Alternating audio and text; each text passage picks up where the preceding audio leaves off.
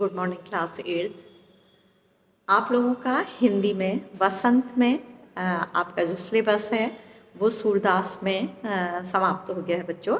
लेकिन आप लोगों को कुछ ऐसे चैप्टर हैं जो इम्पोर्टेंट हैं जिन्हें और पढ़ाना है। तो उनमें से हमने चुना है बाज और सांप। एक कहानी है बहुत ही प्रेरणा देने वाली बच्चों। कहानी है, उसकी सीख जो है कि हमें अंतिम सांस तक भी निराश नहीं होना चाहिए, चाहे हमारा जीवन समाप्ति की ओर हो, लेकिन हमें अपना एफर्ट, हमें ज़िंदगी को अच्छी तरह जीना नहीं छोड़ना चाहिए और हमें कभी निराश नहीं होना चाहिए। ये कहानी दो पक्षियों, एक पक्षी पर और एक सांप पर आधारित है जो प्रतीकात्मक है, सिंबॉलिक है बच्चों। सांप भी प्रतीकात्मक है, इसमें बाज भी। इसके माध्यम से किसको सीख दी गई है? मनुष्य को।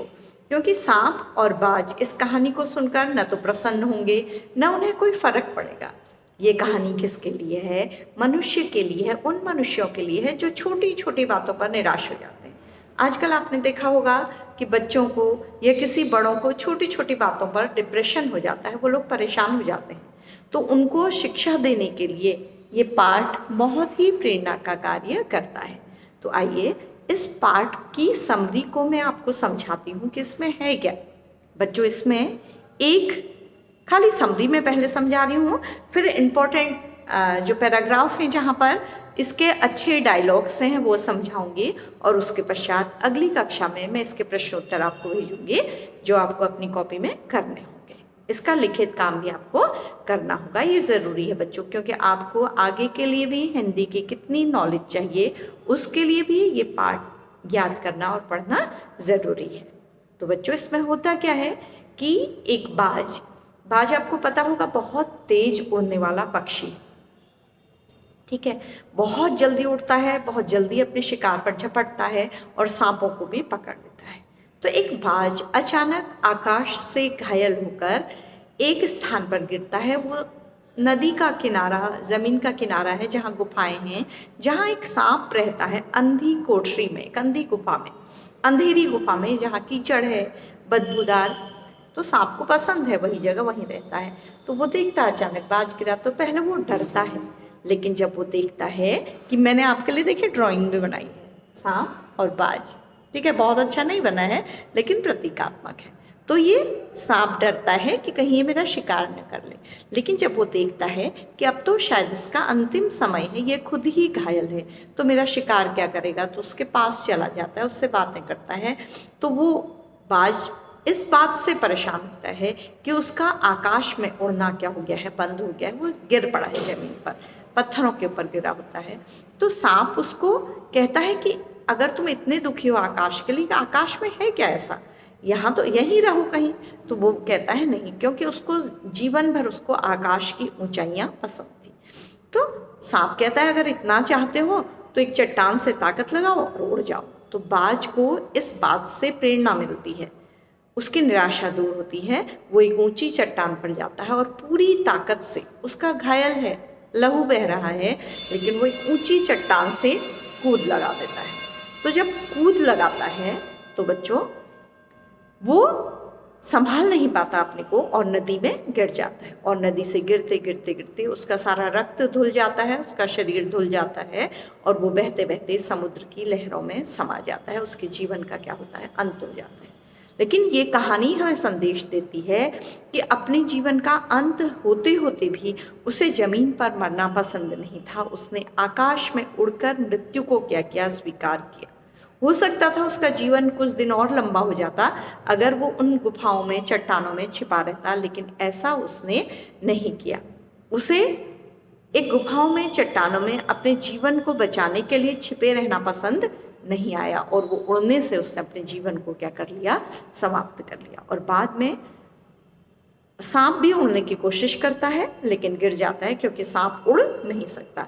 ये बात हमें प्रेरणा देती है कि हम किसी दूसरे की तरह कोई कार्य नहीं कर सकते। अगर हम, हमारे सबके कार्य करने का ढंग अलग अलग होता है। अगर हम एक सांप बाज की तरह काम करने लगेगा तो क्या हो जाएगा, वो असफल हो जाएगा। तो यही हमें भी बताया गया है कि अपनी क्षमता के अनुसार हमें काम करना चाहिए और उसी में हम सफल होते हैं। तो बच्चों, अंत में सांप उड़ता है और गिर जाता है तो सोचता है कि अच्छा है, क्या था आकाश में, तो कुछ था ही नहीं, उसे समझ में ही नहीं आता कि बाज ने अपने प्राण भी दे दिए। लेकिन जब वो आता है अपनी गुफा में तो उसको लगता है कि लहरों से संगीत निकल रहा है। ये वो समझता है लहरों से संगीत नहीं निकलता, उसे लगता है कि ये दुनिया जो लोग अंतिम समय तक कोशिश करते हैं उनके गीत गाती है, उनकी यश की गाथा गाती है। तो ये उसे समझ में आता है। इसके माध्यम से लेखक ने हमें समझाया है कि जो लोग एफर्ट करते हैं, जो लोग हमेशा कार्यरत रहते हैं, कभी विश्राम करने की नहीं सोचते, कभी आलस्य में दिन काटने की नहीं सोचते, यह दुनिया उनको क्या करती है, सलाम करती है, उन्हें याद रखती है। तो बच्चों, इस तरह से ये एक समरी थी जो सांप, बाज और सांप स्टोरी की समरी मैंने आपको बताई कि इसकी हमारे लिए क्या प्रेरणा है। तो देखिए, इसको आपको पढ़ना भी है। जो इम्पोर्टेंट पैराग्राफ हैं, देखिए, पर्वत की, मैं दूसरा पैराग्राफ पढ़ रही हूँ। पर्वत की अंधेरी घाटियों में एक नदी भी बहती थी, अपने रास्ते पर बिखरे पत्थरों को तोड़ती, शोर मचाती हुई यह नदी बड़े जोर से समुद्र की ओर लपकती जाती थी। जिस जगह नदी और समुद्र का मिलाप होता था वहाँ लहरें दूध के झाग सी सफ़ेद दिखाई देती थी। ये वर्णन किया गया है कि नदी कहाँ जाती है बहते बहते, समुद्र की ओर जाती है। ठीक है, तो गुफा में यहीं पर जो सांप था वो नदी को देखा करता था, ये वर्णन किया गया है लेखक की तरफ से। तो एक दिन उसने वहीं पर क्या देखा, बाज को देखा। देखिए, एक दिन एकाएक, फोर्थ पैराग्राफ है, आकाश में उड़ता हुआ खून से लथपथ एक बाज सांप की उस गुफा में आ गिरा। उसकी छाती पर कितने ही जख्मों के निशान थे, उसकी छाती पर जख्म थे, मतलब मे भी उसको किसी शिकारी ने मारा हो या कहीं चोट लगी हो। ठीक है, पंख खून से सने थे और वह अधमरा सा जोर से हाँफ रहा था, मतलब मरने की स्थिति में था और हाँफ रहा था। जमीन पर गिरते ही उसने एक दर्द भरी चीख मारी और पंखों को फड़फड़ाता हुआ धरती पर लौटने लगा। डर से सांप कोने में से उड़ गया, किंतु उसने समझ लिया कि यह तो अंतिम सांसें गिन रहा है और उससे डरना बेकार है, और रेंक कर उसके पास चला गया। तो उसने फिर उसको देखकर खुश हुआ, उसको जख्मी देखकर, क्योंकि वो उसका दुश्मन था। उसने कहा, क्यों भाई, मरने की तैयारी कर ली, जैसे वो बहुत खुश था। तो बाज ने ऐसे ही, बाज ने सांस भरी और कहा कि हाँ, हो सकता है कि ऐसा ही हो, लेकिन मेरी ज़िंदगी, मुझे कोई शिकायत नहीं है अपनी ज़िंदगी से, मैंने खूब उड़ा हूँ मैं इधर उधर, लेकिन तुम तो कभी आकाश में उड़ने का आनंद नहीं उठा पाओगे। सांप बोला, आकाश, आकाश को लेकर क्या मैं चाटूंगा? उसे पता ही नहीं था उड़ने का आनंद क्या होता है, इसलिए उसने कहा, आकाश में आखिर क्या रखा है? क्या मैं तुम्हारे आकाश में रेंक सकता हूँ? ना भाई, तुम्हारा आकाश तुम्हें ही मुबारक, मेरे लिए तो है गुफा वाली कितनी आरामदेह और सुरक्षित जगह है, क्योंकि उसे वहीं रहने की आदत है। उसने आकाश की ऊंचाइयां कभी देखी ही नहीं है। सांप मन ही मन बाज की मूर्खता पर हंस रहा था। वह सोचने लगा, आखिर उड़ने और रेंगने के बीच कौन सा भारी अंतर है? अंत में तो सबके भाग्य में मरना ही लिखा है। शरीर मिट्टी का है, मिट्टी में ही मिल जाएगा। तो सांप ने सोचा, क्या हो गया, अगर वो उड़ता है, मैं रेंगता हूँ, एक दिन तो सबको मरना है। तो हमेशा आलसी लोग ऐसा ही कहते हैं बच्चों कि काम करके क्या करना है, परोपकार करके क्या करना है, अच्छा काम करके क्या करना है, क्योंकि एक दिन तो व्यक्ति को क्या हो जाना है, मर जाना है। ठीक है, अचानक बाज ने अपना झुका हुआ सिर ऊपर उठाया। उसकी दृष्टि सांप की गुफा के चारों ओर घूमने लगी। चट्टानों में पड़ी दरारों से पानी गुफा में टपक रहा था। बहुत बुरी दशा थी। सीलन और अंधेरे में डूबी गुफा में एक भयंकर दुर्गंध फैली हुई थी, मानो कोई चीज वर्षों से सड़ रही हो। तो फिर बाज ने कहा कि काश वो आकाश में उड़ सकता। तो सांप ने कहा, यदि तुम्हें स्वतंत्रता इतनी प्यारी है, तुम्हें यहाँ नहीं रहना है, तो तुम देखो, इस चट्टान के किनारे से ऊपर क्यों नहीं उड़ जाने की कोशिश करते हो सकता है कि तुम्हारे पैरों में अभी इतनी ताकत बची हो कि तुम आकाश में उड़ सको, कोशिश करने में क्या हर्ज है। यहाँ पर शिक्षा दी गई है कि अगर हम कभी निराशा में डूब रहे हों तो किसी की बातें हमें प्रेरित कर सकती हैं, किसी की बात हमें प्रेरणा दे सकती है कि हम आगे बढ़ सकते हैं और निराशा को दूर कर सकते हैं। तो बाज को एक नई ताकत आ गई, वो उड़ गया। तो किंतु उसके शरीर में इतनी शक्ति नहीं थी, उसके शरीर का बोझ पंख नहीं संभाल पाए। पत्थर सा उसका शरीर लुढ़कता हुआ नदी में गिरा। एक लहर ने उठकर उसके पंखों पर जमे खून को धो दिया। बाज के पंखों में जो खून टपक रहा था, जो जम गया था, उसे धो दिया। उसके थके मादे शरीर को सफेद फेन से ढक दिया। फेन होता है झाग, आपने समुद्र में देखा होगा, जब पानी तेज बह के आता है बच्चों तो सफ़ेद रंग के बुलबुले झाग की तरह इकट्ठा हो जाते हैं। फिर अपनी गोद में समेटकर उसे सागर की ओर ले चली। तो वो नदी जो तेजी से बह रही थी उसे सागर की ओर ले चली। ठीक है, तो चट्टान की खोखल में बैठा हुआ सांप बड़ी देर तक बाज की मृत्यु और आकाश के लिए उसके प्रेम में सोचता रहा कि बाज ने आकाश में उड़ने के लिए अपनी क्या दे दी, जान दे दी। फिर मैंने आपको बताया था कि उसने भी कोशिश की। ठीक है, तो सांप सोचने लगा कि बाज अभागा था जिसने आकाश की आज़ादी को प्राप्त करने में अपने प्राणों की बाजी लगा दी।